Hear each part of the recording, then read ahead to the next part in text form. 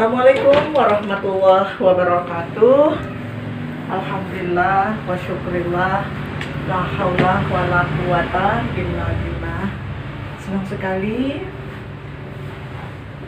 kesempatan ini bisa bertemu, bisa berbagi anak-anakku sekalian. Mudah-mudahan kita semuanya dalam keadaan sehat, tetap semangat meskipun kita belajar dari rumah. Kesempatan ini Ibu akan memberikan materi tentang bangkit dari kemalasan. Materi ini kelihatan sederhana, tetapi cukup berat untuk melawan sifat malas itu. Dan malas itu tidak ada obatnya, kecuali ada motivasi yang amat dahsyat untuk kita memerangi sifat kemalasan. Oleh sebab itu, ada beberapa poin yang harus diperhatikan agar kita bangkit dari kemalasan. Yang pertama adalah sifat munafik. Orang yang malas itu disamakan dengan orang munafik. Di dalam kitab suci kita, surat keempat An-Nisa ayat 142. A'udzubillahi minasyaitonirrajim. Bismillahirrahmanirrahim.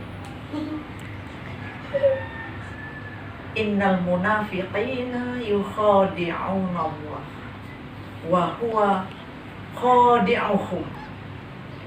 Sesungguhnya orang munafik itu menipu Allah, maka Allah membalas tipuan mereka.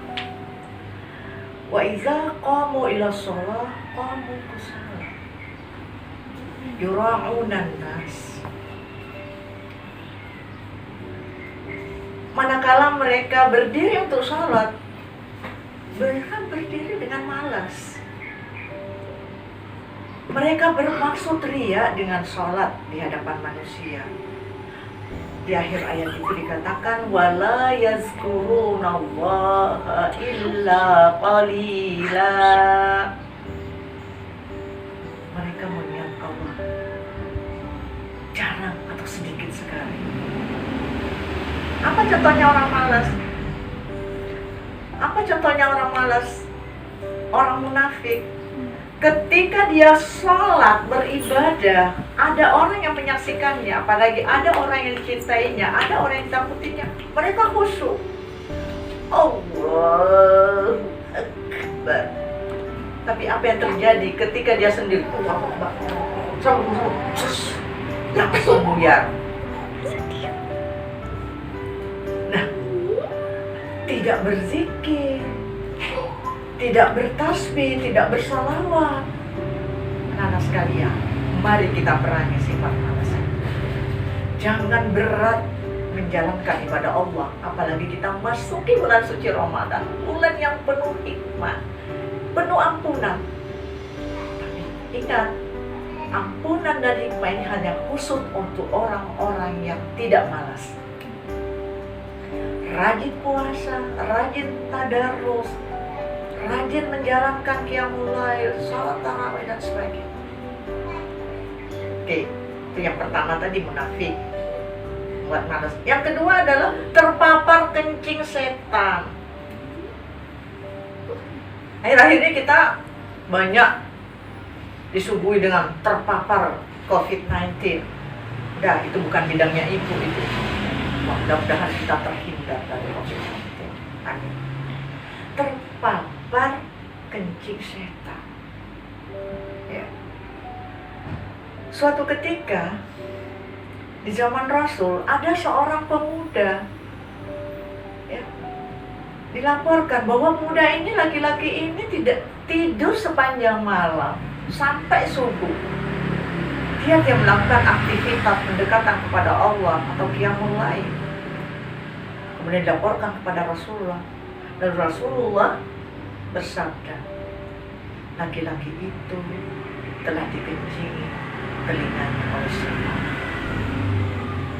Kemudian anak-anakku sekalian, ibu akan mencoba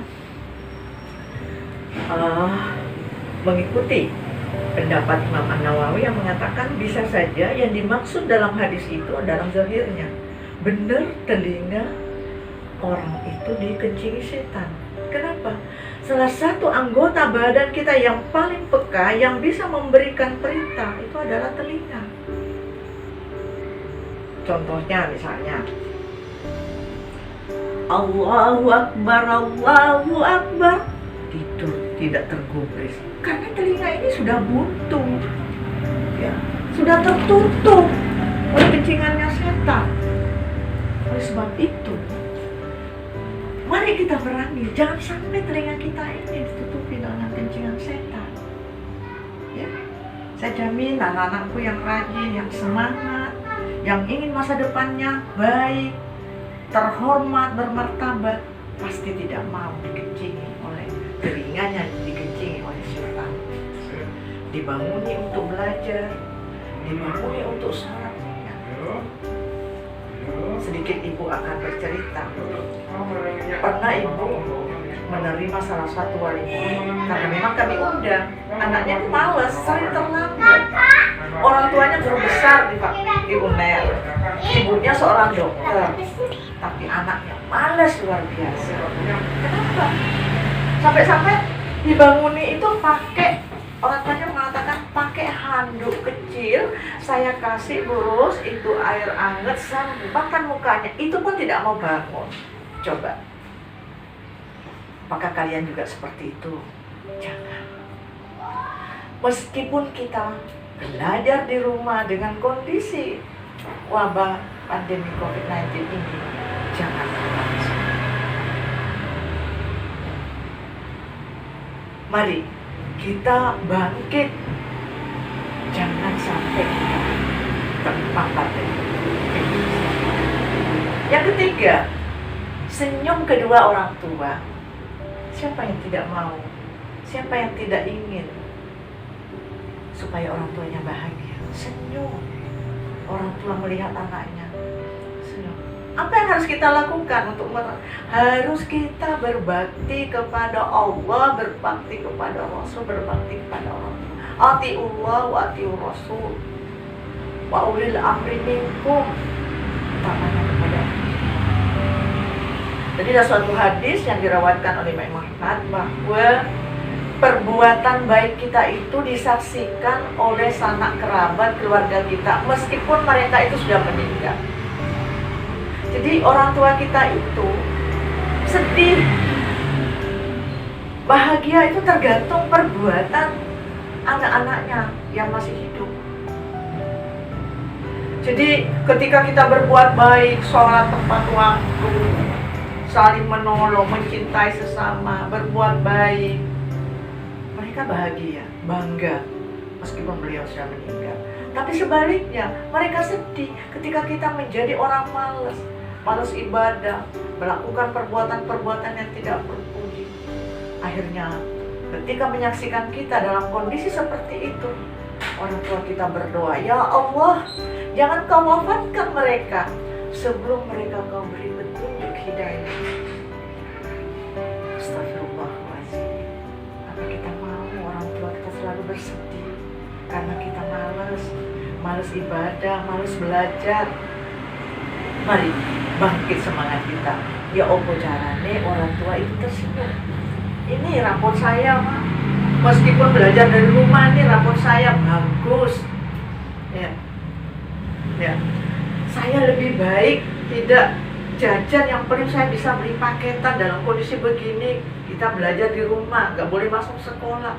Tapi kalau terpaksa sekali, tidak bisa karena kondisi orang tua tidak memungkinkan untuk membeli paketan, maka boleh tugas-tugas itu dikumpulkan secara bertujuan. Nanti setelah Allah mengangkat, melenyapkan wabah ini, kita masuk pembelajaran seperti biasa, dikumpulkan tugas itu agar kita tidak ketinggalan dalam penilaian apakah itu TF, tugas, PAT, dan seterusnya, semua kita tidak pentingkan. Yang terakhir, apa yang membuat kita bangkit dari kemalasan? Doa, ndonga. Jangan sampai berhenti berdoa agar kita jauh dari sifat kemalasan. Ya, anak-anakku sekalian, sebelum tidur kita jalankan sunnah-sunnah Rasul. Berwudu, berdoa. Bismika Allahumma ya bismika. Bangun juga berdoa. Dan banyak doa-doa yang bisa kalian baca, bisa kalian hafalkan, bisa kalian amalkan. Ya, contohnya, Robbi inni dhaifun. Ya Allah, semuanya kami lemah. Kau ini maka kuatkan. Ini zalil faizanil. Semuanya kami ini hina maka muliakan. Sesungguhnya ya Allah, semuanya kami ini serba kekurangan maka cukupkan. Robbi inni dhaifun faqawwini wa inni zalil faizanil wa inni faqirun fa'aghnini. Doa-doa yang pendek. Ada lagi, Allahumma inni a'udzubika minal kibri wa zulmi wa a'udzubika minal kasali, dan seterusnya.